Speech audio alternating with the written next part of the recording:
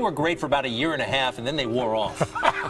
What do you say to that, folks? It's real simple. If you don't work out, you don't get a muscle, right? So I always tell people there's a daily practice like priming. If you don't do that, if you get up and you just have no discipline whatsoever, you get no value of anything. Your diets don't work when you don't do them. Exercise doesn't work when you don't do them. But most of the people have some experiences that they want to shift. And once you shift those things, your whole life changes. But life is constant growth. My life isn't here because I went to one seminar one time and now my life is fit for life. I work out, I train my mind, I train my body, and it becomes a lifestyle. It's not just like you're depending upon somebody else. I'm not here to become somebody's guru. I'm not here to give them a gift. I'm here for them to open up their own gifts. And that's really what my work has been. People who succeed in any situation have a pattern of what they do to succeed. And it doesn't matter whether that person is succeeding in a business context or in a relationship context. It doesn't matter what the environment is. The fundamental lessons or laws for succeeding are very, very basic. So if we're looking for the ultimate success formula, the very first thing we have is you'd have to know what you want, which we call know your outcome. If you're going to succeed at anything, it's hard to succeed, hard to hit a target when you don't know what it is. And as simplistic as this sounds, do most people really know what they want? What do you think, yes or no? At least not consciously they don't, right? And so it's going to be very, very difficult to achieve what you want when you haven't defined it. But this is going to become a question we're going to want you to ask yourself a lot. What is my outcome in this situation? I even have a time management system that I developed. It's really a life management system, which we call OPA, because the first O stands for what's my outcome? Because you can come up with a question like, what should I do? And you're going to end up with a long list. But as you do all these things, what will happen is you can cross something off your list and still be unfulfilled and not really achieve anything that matters. So you're going to say, what's my outcome first? Then you begin to decide what you need to do to get the outcome. So in this case, we want to say, what's your outcome? You want to make it a habit to ask this question a lot. You're in the middle of a conversation. Stop yourself if it seems to be going nowhere and say, what's my outcome here? Do I want to connect? Do I want to influence this person? Do I want to learn something? What's your outcome? For example, how many of you have ever been caught up in an argument and you even forgot what you're arguing for, but you knew you had to win? How many been there? Say aye. Okay, if in the middle of that argument you were to ask yourself the question, what's my outcome here? I guarantee you your brain would say, well, my outcome is not to fight, my outcome is to resolve this. And as you get clear on what your real target is, your behavior will change automatically. So very, very few people know what they want. And the more clear you can get about what you want, the more you can really achieve. So you might write underneath this is the subset of number one, still number one, just like clarity is power. Clarity is power. The more clear you can become about what it is you really want, the more power you're going to have. Because your brain is like a servo mechanism in a bomb, as an example. When they send a missile out, it has a servo mechanism. It knows what the target is, and when the target moves, it follows it. Well, your brain is very similar. When you decide exactly what it is you want, you start picking up information that you never would have picked up before consciously.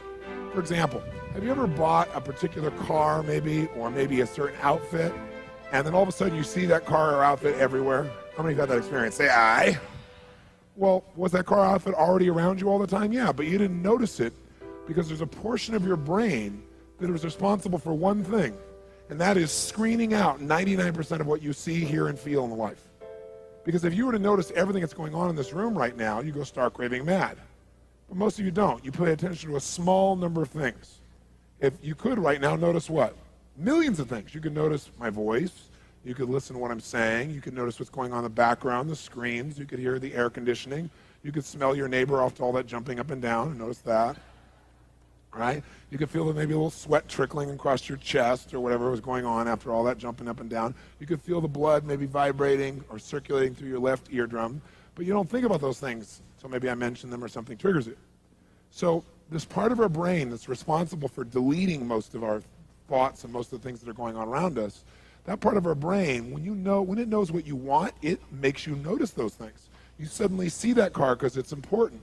It's called the reticular activating system. You don't have to write all that down. For short, it's called RAS. The reticular Is this your life plan? Go to school, get $50,000 in debt, spend 40 years working a job you hate, live frugally so you can retire, and then retire and live frugally, and then I don't know, maybe spend the rest of your old age pinching pennies. That sounds like fun. If so, what the ever-living fudge? I gotta ask you why. Well, actually, I don't have to ask why. It's because you've been told that making money on your own involves massive risk, years to pull off, and some sort of level of genius. Look, my name is Alex Becker, and I started my first online business out of the military, and over the course of 8 years, I've generated millions of dollars online. So you can trust me when I say this.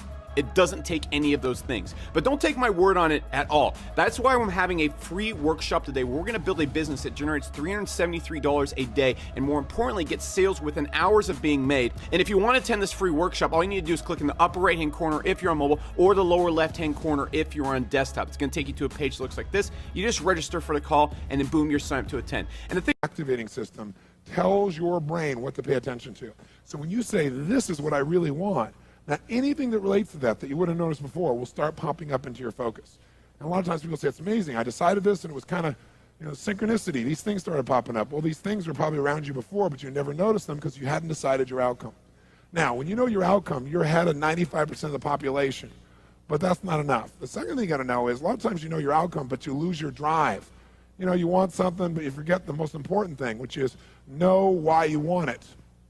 Know why you want it. You got to know the purpose. In our OPA training system, when people are managing their lives, we have them ask, what's my outcome? And then, why do I want this? Because any person successful, really successful, knows exactly what they want and they know why. The reason you got to know why is, remember I said yesterday, reasons come first, answers come second. If you get enough reasons, you can get a big enough why, you can figure out how to do about anything. But you got to have purpose, because purpose provides drive. Now, if you know what you want and you know why, you're light years ahead of most of the population. But you got to go the step that most people seem to avoid, and that is you got to take massive what? That's right, and the key word there is massive. Massive action can be a cure-all when you know what you're after and you know why you want it. Because when you know what you're after, when you take action, you won't just be expending energy, you'll be moving yourself in a direction towards something you really, really want. And by the way, last night we called taking massive action personal what? Power, which means the ability to take action. And what stops people from taking action? Primarily what? Fear. And the way you get over that fear is, what do you think is the number one fear most people have? Failure. And the reason is they feel if they fail, they won't be loved. They'll be rejected. They'll be hurt. They'll be judged. So what they really are afraid of is losing love. And they think that this rejection, or I should say this failure, will lead to that rejection or loss of love. The truth of the matter is, you can't fail unless you don't try. If you try something that doesn't work, you just learn from it, and that'll make you better the next time you go about it. Now, if you know your outcome, know why you want it, and take massive action, you're now in the most small percentile of people on the planet. So what's the next step, though? Well, you can take a lot of action and get caught up in a pattern. Like, become so determined that you became like tunnel vision, like, I know this is going to work. And so you keep running east looking for a sunset with total certainty and a lot of belief, high standards, still doesn't work. So what you have to be able to do to succeed so you don't get caught up in some old pattern is you got to know what you're getting. Know what you are, know what you're getting. The word we use for this, as for short, is we call it sensory acuity. Sensory acuity is the idea that you want to become acutely sensitive to whether what you're doing is working or not. You don't want to just say, okay, I know what I want, I know why I want it, I'm just going to make it happen, this is how I'm going to do it. You keep hammering it and hammering it and hammering it, doing something that doesn't work. And people do this all the time, right? Do the same thing over and over again, expecting a different result. That's called insanity. You can't do the same thing again and again, expect a different result when you can see it doesn't get the result. But we get caught up in our patterns. So we want to get really sensitized, acutely sensitized, sensory acuity, to whether what we're doing is working or not. And by the way, sensory acuity is really the measure of a person's intelligence. What I mean by that is, how do we measure intelligence? Intelligence is a measure of the number and quality of distinctions you have in a given situation.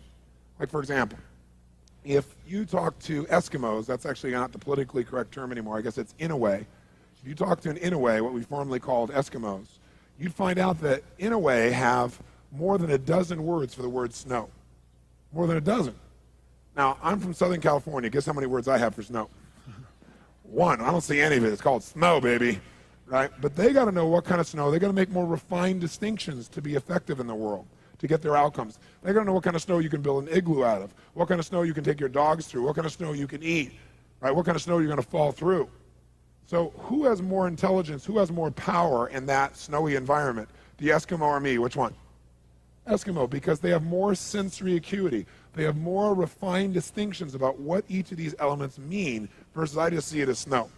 Now, if you took that Eskimo and you stuck him in my car in Los Angeles, then we'd find out that maybe I have a little more intelligence because he might try to steer the thing using the rearview mirror, right? He just doesn't know. So since he doesn't have that acuity, he doesn't have those distinctions, he wouldn't do terribly well there. See, some people I could hold this up and I could say, what is this? And they'd say, well, it's a cylinder. Other people say, no, that's a blue, white, and black cylinder. Someone else says, no, that's a blue color marker.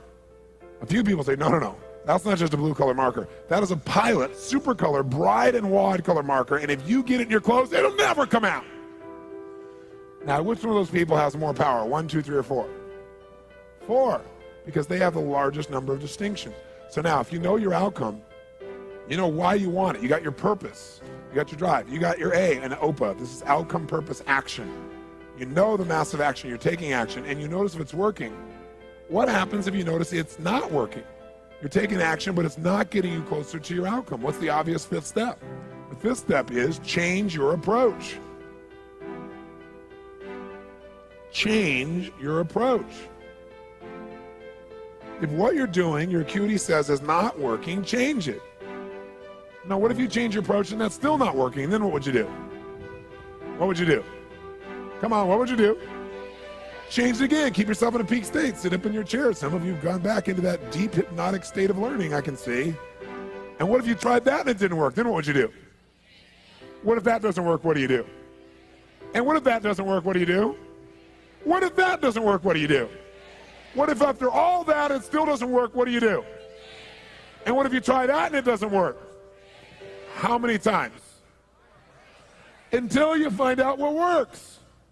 Do not say to yourself, I've tried everything. That's bull. If you tried everything, you'd have what you want.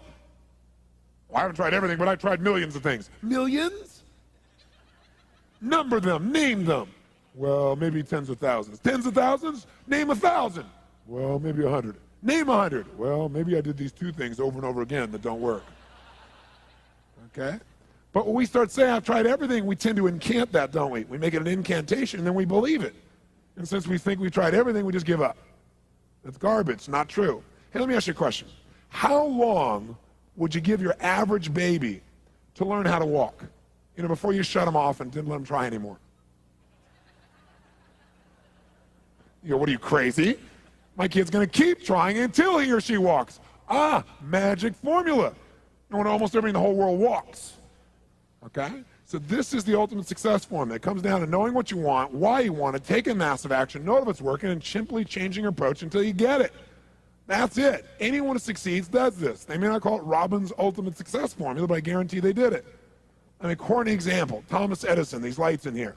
Did this guy know his outcome, yes or no? Yes or no? He was absolutely clear. Without knowing the outcome, he couldn't have built that in a million years. It didn't exist before. He had to decide he wanted to create this result without the use of candles. Did he know why he wanted to do it? You bet. You read his writings, this man had a sense of incredible purpose and drive.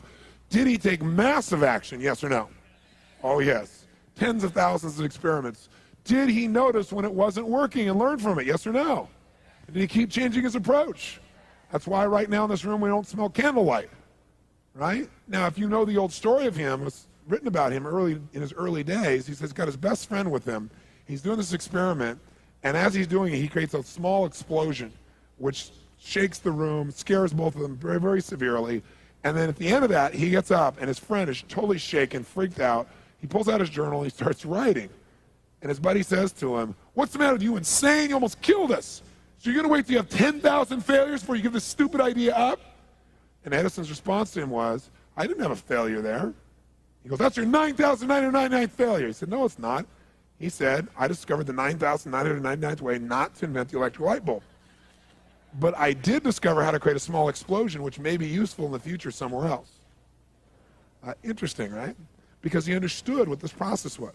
Hey, did Bruce Springsteen use this? Do you think he just went out and used his gravelly voice and said, hey, baby, born to USA, and everybody went, yeah, you're it, man? Is that what happened? No. What really happened, if you know his story, was that all the agents and people he went to try and book with said, just play the guitar and keep your mouth shut. Your voice is gross sounding. It's gravelly. It's irritating. No one is going to like the stuff. Keep your mouth shut and play the guitar. But he knew what he wanted. He had all the drive you can imagine, knew why he wanted, took massive action, kept changing his approach until he got what he wanted. How about Sly Stallone, Sylvester Stallone, Rocky? Rocky's story is this even, right? But Sly's is too. Sly's a good friend of mine. And when I first met him years ago, he's listening to my tapes and stuff, and he invited me over for dinner. We started talking. And I said, you know, I've heard your story from other people, but I really love to hear it from the horse's mouth. I don't know how much is mythology, you know, urban myth, and how much is true. So he told me his whole story. He said the essence of it, though, was he said he knew his whole life what he wanted to do since he was very, very young. He wanted to be in the movie business, period. I mean, not just TV, movies. And he said why was, for him, it was a chance to have people not only escape, but to inspire people. And by the way, that drive is what made most of his movies, inspire people to what they're capable of, to overcome unbelievable obstacles, because in his own life, he felt like he did that. When he was born, he was pulled out by the forceps. That's why he looked the way he did. That's why he talked the way he did. And he said, so I really want to do that. And he said, I knew why I wanted to do it, and I wasn't willing to settle for anything else. And he said, what happened was, I went out to try and get jobs, and it's not like I went, hey, Adrian, they went, you're a star. It didn't work out real well. They looked at me and said, hey, you're stupid looking, do something else. You know, what is it talking like this? There's no place for you in that stuff. You're never going to be a star in the movies. You're insane. No one's going to want to listen to somebody who looks dopey and talks out of the side of their mouth, right? And he got no after no after no after no. He said, I was thrown out more than 1,500 times of agents' offices in New York. I said, there aren't 1,500 agents in New York. He said, I know. I've been to them 5, 6, 7, 8, 9 times. He said, remember one guy, I went in there, and I got in there at 4 o'clock, and he wouldn't see me, so I stayed there, and I would not leave. And I stayed overnight. They came back the next morning. I was still sitting there. He said, that's how I got my first job. The guy said, fine, come in here. And he sat down, and he went through this, and he gave me my first movie. I said, oh, really? I thought Rocky was your first movie. He said, no, this other movie, I'd never heard of it. He said, I said, well, what character did you play? He said, well, I was in it for about 20 seconds. I was a thug that somebody beat up. He said, because they made me feel like, you know, people hate your guts. You getting beat up will be a good thing. And he did like 3 movies like that. Never got anything. Kept going out. Rejection, rejection, rejection. So finally he realized it wasn't working. So he changed his approach. He said, I was starving, by the way. He said, I couldn't pay for even to have heat in my apartment. My wife was screaming at me every day to go get a job. I said, well, why didn't you? He said, because I knew that if I got a job, he said, I'd get seduced back and I'd lose my hunger. He said, I knew that the only way I could do this is if it was the only choice, if I burned all other bridges. Because if I did a normal job, pretty soon I'd be caught up in that rhythm and that stuff, and I'd feel okay about my life, and I feel like my dream would just gradually disappear. He said, I wanted to keep that hunger. That hunger was the only thing I thought was my advantage. He said, my wife didn't understand that at all. He said, we'd have these vicious fights, and he said, it was freezing. So I was broke, we had no money, and he said, so I finally went to the public library one day because it was warm. He said, I didn't want to read anything. He says, I went in, New York Public Library. He said, I was hanging out there, and I sat down in this chair, and somebody left a book there. And he said, I looked down at this book, and it were the poems of Edgar Allan, stories of Edgar Allan Poe. And he said, so I started reading it, and he said, I got totally into Edgar Allan Poe. And he said, I know everything about it. And he goes on for another 20 minutes telling me about Edgar Allan Poe. He knows everything, how he died, what it was about, what really happened. And I said, well, what did Poe do for you? He said, Poe got me out of myself. He got me to think about how I could touch other people and not worry about myself so much. And he said, it made me decide to become a writer. I said, just imagine Rocky the writer, right? And he said, so I tried to write a bunch of screenplays, nothing worked. I was totally broke. He said, I didn't even have $50. And he said, and finally, he said, I sold a script. It was called Paradise Alley. He said, it's a movie I made many years later, but I sold it. And he said, I sold it for $100. He said, but $100 was a ton of money, man. I was so thrilled. I thought, I'm on my way. But it never led to anything. And he said, so finally, he said, I kept going and going and going. He said, finally, we were so broke. He said, I hawked my wife's jewelry. He said, Tony, there's some things in life you should never do. He said, that was basically the end of our relationship. She hated my guts so much. He said, now we were so broke, we had nothing, no food, no money. And he said, the one thing I loved most in the world was my dog. He said, I love my dog because he gave me unconditional love, unlike my wife. And he said, so what happened was, though, we were... Hey, wait a second. Don't press skip just yet. I have something to offer that can change your life. How do you feel the direction your life is going? Are you frustrated because you're working too hard? Humiliated because the babysitter knows your children better than you? Exhausted before you even begin your day because of a long commute? Tired of changing time for money? If you are, you're not alone.